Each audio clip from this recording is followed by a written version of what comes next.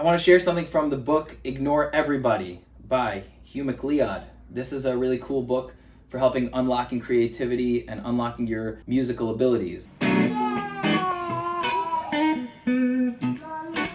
Good ideas have lonely childhoods. So many times we have an idea which is inspirational to us and we're really energized by it, and then we share it with somebody else and their response is, "Oh, that doesn't sound like it's gonna work. How are you gonna make money from that? It's been done before." It kind of leaves us feeling rejected. One of the reasons why we often get that response from people is because they don't understand the emotional, inspirational experience that we're having that's bringing us this idea. And there's really no way to transfer that into someone else.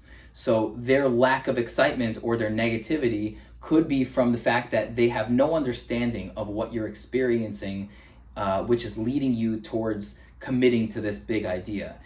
And so it's hard because it could leave you kind of lonely in that idea, but you know the value of that idea, and you know the uniqueness of that child, right? So if you had a child who was growing up lonely and nobody really noticed the unique talents that this child has and the abilities that this child has, and then one day the kid grows up and is an amazing something, amazing performer, amazing whatever, and now everybody sees it, right? So that means that during the entire time that that child was developing, the talent was there and the abilities were there. They just needed to be nurtured, and that kid needed to be raised up into being able to express those at the height of his or her abilities.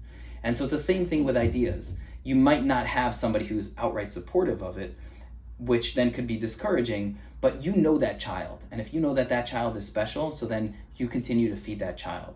That doesn't mean that if somebody gives you feedback that you ignore feedback. That would be a silly way to live. But don't get discouraged if you share your idea with somebody and they just have a lukewarm response to it, or just a very negative or bleak outlook on it.